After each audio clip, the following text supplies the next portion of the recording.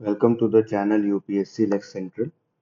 So we are discussing with the constitutional law and today we will deal with the topic constitutionalism. ये topic बहुत important है समझना क्योंकि एक तो ये एब्स्ट्रैक्ट है तो समझ में नहीं आता जल्दी। ठीक है, हमको खुद समझने के लिए बहुत रीडिंग करनी पड़ी इसको। और इससे हर साल ना क्वेश्चन जरूर आ रहे हैं। In GS also they are asking it and in optional also they are asking regularly. इससे कहीं ना कहीं लिंक की कॉन्स्टिट्यूशनलिज्म से क्या रिलेटेड है ये आ ही रहा है। और क्योंकि ये एब्स्ट्रैक्ट टॉपिक है तो इसका एग्जैक्ट आंसर किसी को नहीं पता। इवन मेंस 2024 में भी एक क्वेश्चन कॉन्स्टिट्यूशनलिज्म पे आया था। ठीक है, तो हम देखते हैं पहले कि कॉन्स्टिट्यूशनलिज्म एक्चुअली में होता क्या है। ठीक है, ये पीवाईक्यूज हैं तो मैंने जानबूझ के 2024 के यहाँ पे नहीं डाले हैं क्योंकि मैं चाहता हूँ कि वो आप बैठ करके अपने से सॉल्व करो। वो मैं डिस्कस नहीं करूंगा, मैं ये दो पीवाईक्यू डिस्कस करूंगा। ठीक है, तो कॉन्स्टिट्यू अब उस पे आते हैं कॉन्सेप्ट पे।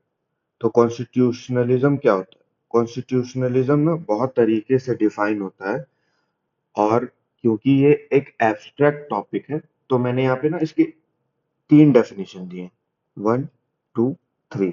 जो भी आपको याद रह जाए, जो भी अच्छा लगे वो आप लिख सकते हो। ठीक है, तो पहले ये समझते हैं। Doctrine that a governments authority is determined by a body of laws और कॉन्स्टिट्यूशन।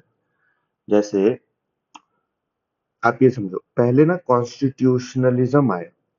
ठीक है, ये आया, उसके बाद कॉन्स्टिट्यूशन है।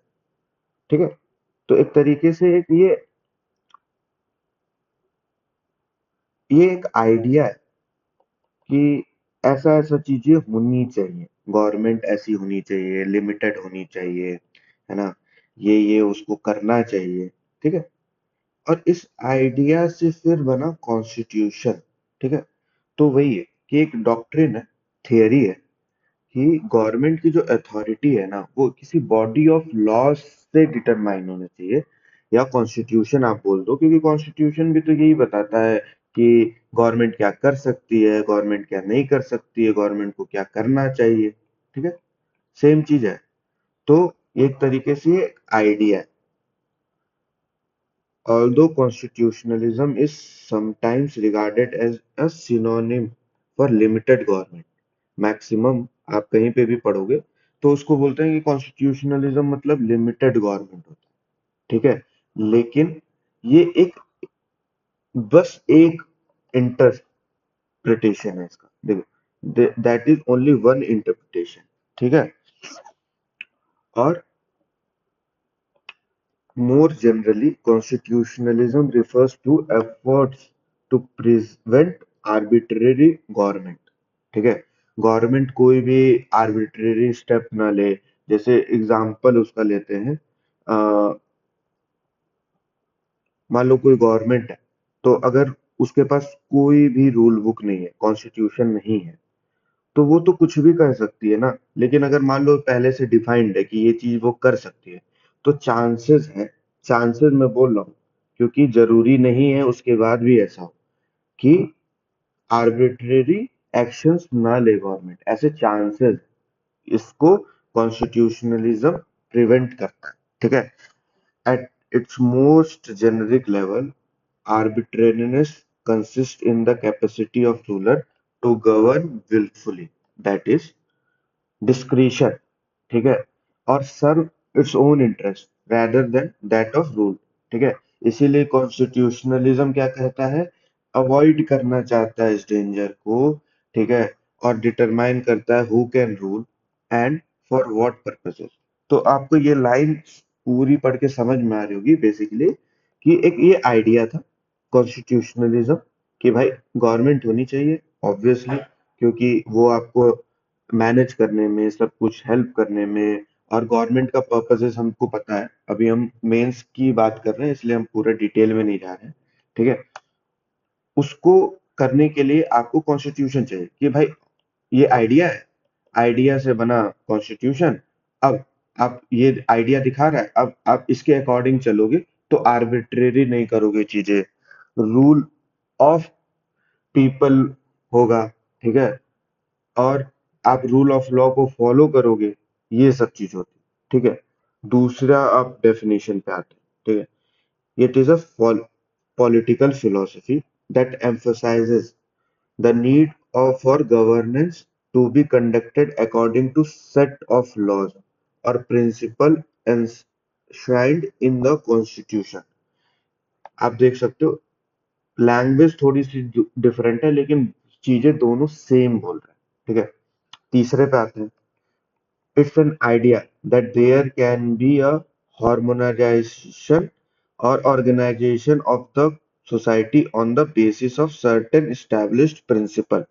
ये भी वही बोल रहा है, established principle क्या हो, कोई एक सेट ऑफ रूल्स हो, और या तो कॉन्स्टिट्यूशन हो, यही दोनों चीज होता है, राइट।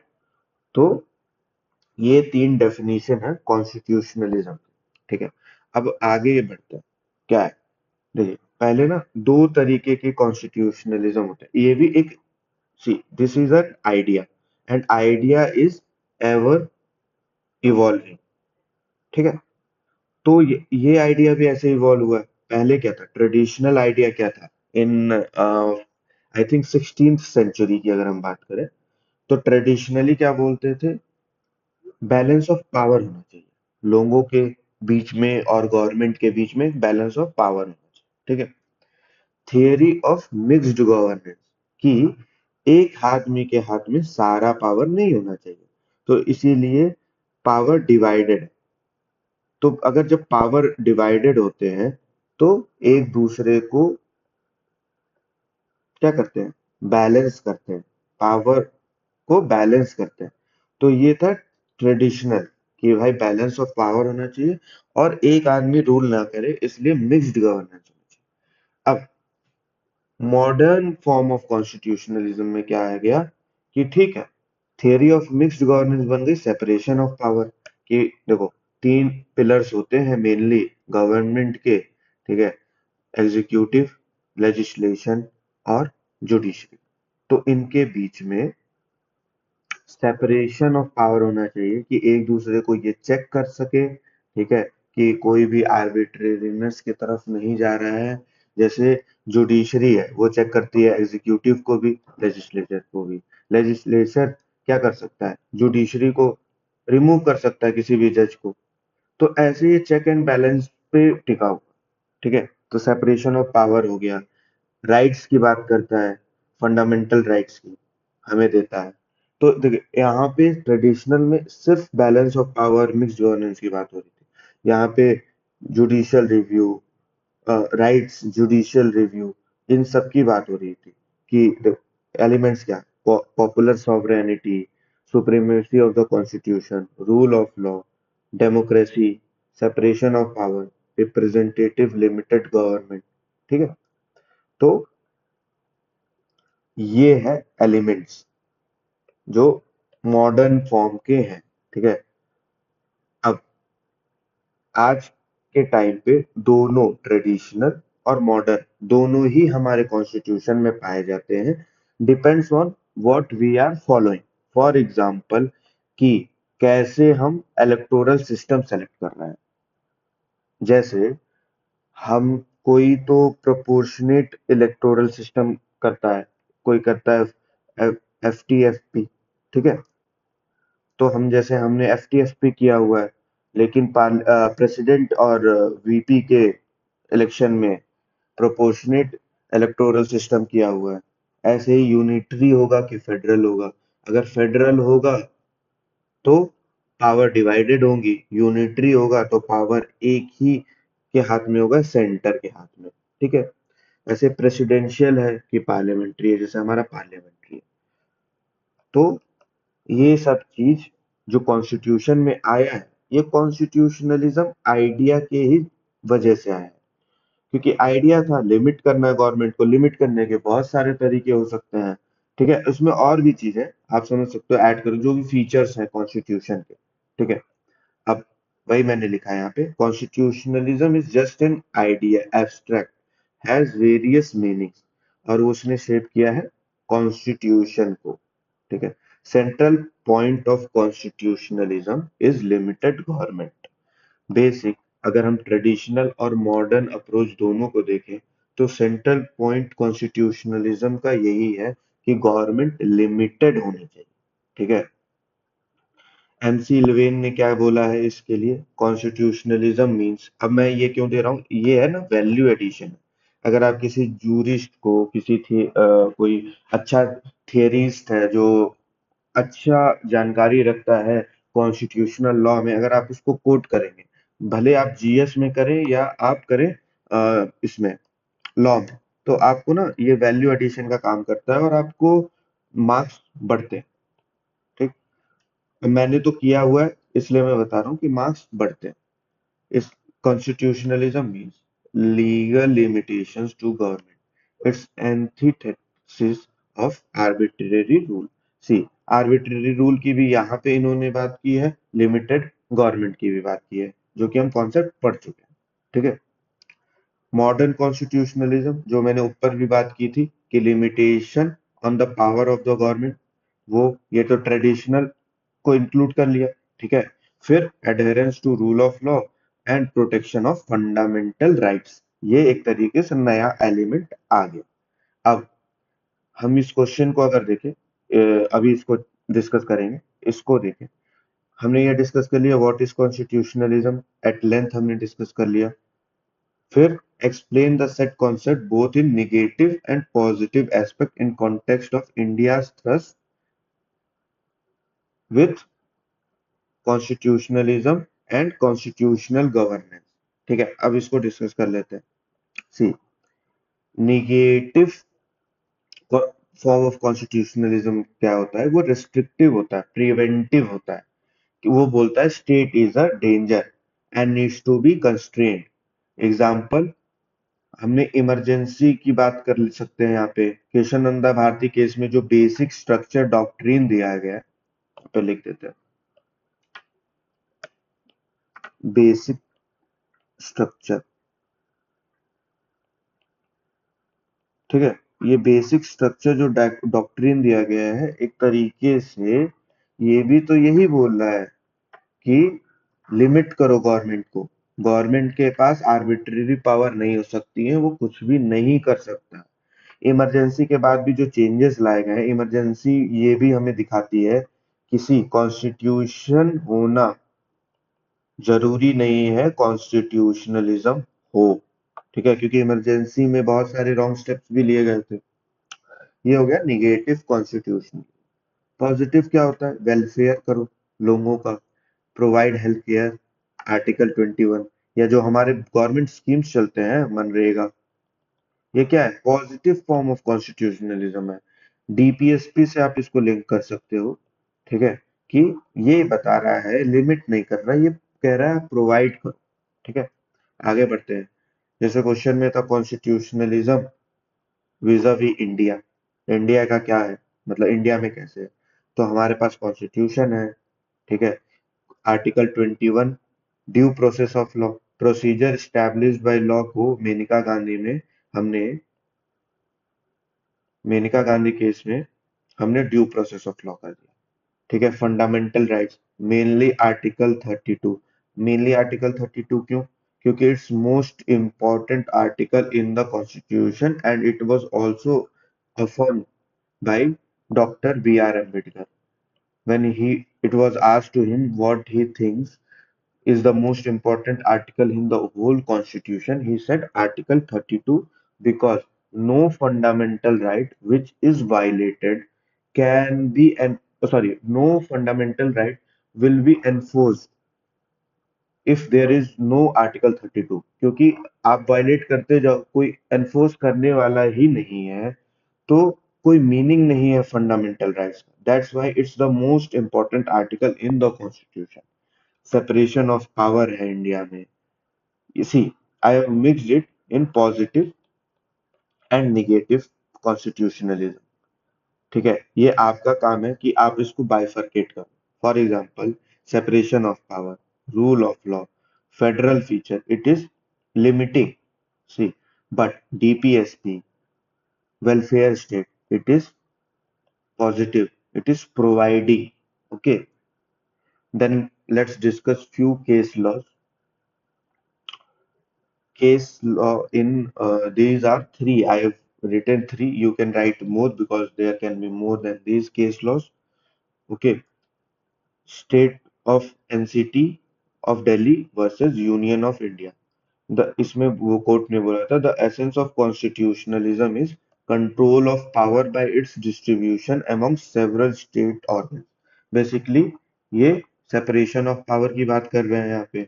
रामेश्वर प्रसाद वर्स and others versus Union of India. Constitutionalism अबॉट्स एब्सोल्यूटिज्म की एब्सोल्यूट गवर्नमेंट नहीं होने देता constitution. C I R Coelho versus state of Tamil Nadu में भी बोला था principle of constitutionalism is now a legal principle. Okay, I have given these three case because these three cases are reusable cases. आगे भी हम इस केस को बहुत जगह रीयूज करके यूज करेंगे, तो आपको बहुत ज्यादा केस लॉज रिमेम्बर नहीं करने पड़ेंगे। ठीक है, अब एक फाइनल आप कंक्लूड कर सकते हो उससे। ठीक है, कि a constitution is no guarantee of constitutionalism. For example, जो नाजी जर्मनी था उसके पास भी कॉन्स्टिट्यूशन था। Even USSR was having the constitution but constitutionalism नहीं था। कॉन्स्टिट्यूशनलिज्म नहीं था, लिमिटेड गवर्नमेंट नहीं था, तो जो रूल कर रहा है वो कुछ भी कर रहा है। ठीक है, जैसे हमारे पास भी इमरजेंसी के टाइम पे ऐसी ही कुछ सिचुएशन हुई थी। तो एक constitution is no guarantee for constitutionalism. Okay, यहाँ पे और केस लॉज दे रखे हैं, ये मैंने एक टॉपर्स कॉपी से लिए हैं। क्षितिज करके टॉपर है इस साल के 2024 की, उनके टॉपर्स कॉपी से लिए हैं। ठीक है, ये आप पढ़ लेना। आराम Jethmalani versus Union of India, Navtej Johar versus union India, इसमें वही सब बातें कही गई हैं कॉन्स्टिट्यूशनलिज्म के बारे में। जैसे आप ये कोट कर सकते हो कि constitutionalism is a modern embodiment of timeless Indian idea of dharma, Raj Dharma, which integrates religion, duty, responsibility and law। ठीक है, तो आप ऐसे यूज कर सकते हो कि modern constitutionalism form of basic structure doctrine. ठीक है, एक तरीके से वो भी लिमिट करता है। तो ये चीजें आप कर सकते हो। ठीक है, ये क्वेश्चन है आपका 20, पहले 2022 वाला डिस्कस कर लेते हैं। सी, यहाँ पे लिखा है टू प्रिजर्व, ये 10 मार्क्स का है, 2 पेज लिखना है। ठीक है, लिखा है to preserve basic freedoms and dignity of individual, a constitution should be preempted with constitutionalism. कि अगर कॉन्स्टिट्यूशनलिज्म नहीं है तो कॉन्स्टिट्यूशन हो करके भी कोई मतलब नहीं है। मतलब अगर कॉन्स्टिट्यूशनलिज्म नहीं है तो बॉडी तो है कॉन्स्टिट्यूशन बट सोल नहीं है, ये यही बोलना है। तो हमने जो पूरा डिस्कस किया है आप इसी में से लिख सकते हो। इवन जो कंक्लूजन है आप इसको बहुत स्मार्टली यूज कर सकते हो उसमें। ठीक है, इवन जो ये केस लॉस के वो है सेइंग, इनमें जो कोट्स है कि कॉन्स्टिट्यूशनलिज्म इज मॉडर्न एम्बॉडिमेंट, ठीक है, या मियर existence of constitution does not ensure constitutionalism. ठीक है, ये सब आप यूज कर सकते हो। और इसमें ये भी बता सकते हो कि प्रिजर्व कैसे कर सकते हैं, क्योंकि आर्टिकल 32 की बात करो आप। ठीक है, कि अगर सही से एनफोर्स नहीं हो रहा है तो फंडामेंटल राइट का कोई मतलब नहीं है। ठीक है, और अगर सेपरेशन ऑफ पावर नहीं है, कोई एक मान लो एग्जीक्यूटिव अपनी मनमानी कर रहा है, जैसे आप इमरजेंसी का एग्जांपल लिख सकते हो। ये कंट्रोवर्शियल नहीं है, इमरजेंसी आप लिख सकते हो क्योंकि ये जनरली नोन फैक्ट है। ठीक है, तो एक तरीके से कॉन्स्टिट्यूशन में अगर कॉन्स्टिट्यूशनलिज्म नहीं है तो हमारी बेसिक फ्रीडम और डिग्निटी खतरे में आ जाएगी। अब जो 2024 का क्वेश्चन था वो पढ़ लेते हैं। Constitutionalism is the concept of limited government under fundamental law. Basically ये फंडामेंटल लॉ क्या है, कॉन्स्टिट्यूशन है। तो वही कॉन्स्टिट्यूशनलिज्म में concept of limited government under a fundamental law. पहले तो आप 15 मार्क्स का है तो इसको एक्सप्लेन करो कम से कम, आप हाफ पेज तो लो ही। तो पहले कॉन्स्टिट्यूशनलिज्म क्या होता है ये डिफाइन कर दिया एक पैरा में। फिर बताओ कि कैसे कॉन्स्टिट्यूशनलिज्म का जो कॉन्सेप्ट है वो एक फंडामेंटल लॉ को के थ्रू लिमिट किया जाता है गवर्नमेंट को, और वो फंडामेंटल लॉ और कुछ नहीं है इंडिया में, वो कॉन्स्टिट्यूशन। ठीक है, उसके बाद difference differ between distinctive features of constitution and constitutionalism. तो हमें अब पता है कॉन्स्टिट्यूशन में बेसिकली रिटन है, एब्स्ट्रैक्ट नहीं है। कॉन्स्टिट्यूशनलिज्म एब्स्ट्रैक्ट है, एक आइडिया है। फिर भी मैंने ना यहाँ पे टेबल में दे दिया है आपको, और इसमें आप जब लिखोगे ना तो आप एग्जाम्पल जरूर डालो। ठीक है, जैसे constitutionalism is an abstract concept, मैंने बोला था कि एब्स्ट्रैक्ट कॉन्सेप्ट है। सी, एब्स्ट्रैक्ट कॉन्सेप्ट है, फिलोसफी है, डॉक्ट्रिन है। ठीक है, लेकिन ये रिटन डॉक्यूमेंट। ठीक है, ये आइडियोलॉजी बताता है, ये लीगल और पॉलिटिकल रूल बुक बताता है। और इसमें आप ना एग्जाम्पल लिखते जाना।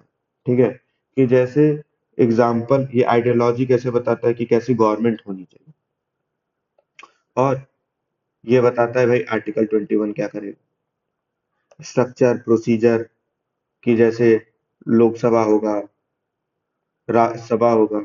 ठीक है, ये लिमिट करता है। तो ये आप इससे ना पॉइंट्स जनरेट करके you can very well right about this distinctive distinctive feature of constitution and constitutionalism. Even अगर आपको टेबल फॉर्म में नहीं लिखना है ना, तो पहले आप लिख दो डिस्टिंक्टिव फीचर ऑफ कॉन्स्टिट्यूशन। एक काम कर सकते हो आप, इसको आप एक पेज में डिफाइन करो, अच्छे से समझाओ, क्योंकि this also I think contains at least 4 marks. ठीक है, तो उसको अच्छे से समझाओ। उसके बाद आप 2 पेज में पहले बताओ डिस्टिंक्टिव फीचर ऑफ कॉन्स्टिट्यूशन क्या है, वही रिटन है, फेडरल है हमारा और सब। और कॉन्स्टिट्यूशनलिज्म का डिस्टिंक्टिव फीचर क्या है, ये यहाँ से बता लो आप। नेचर क्या है, फॉर्म क्या है, कंटेंट क्या है, रोल क्या है, स्कोप क्या है, एप्लीकेशन क्या है, फ्लेक्सिबिलिटी क्या है। ठीक है, तो ये सारी चीजें थी इसमें।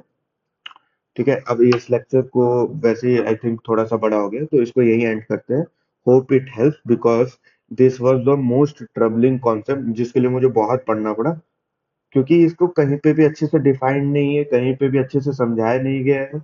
बट आई थिंक अब ये कॉन्सेप्ट आपका भी क्लियर हो गया और मेरा भी क्लियर हो गया। Okay, thank you very much. मिलते हैं नेक्स्ट वीडियो में, आगे इसके आगे कंटिन्यू करेंगे।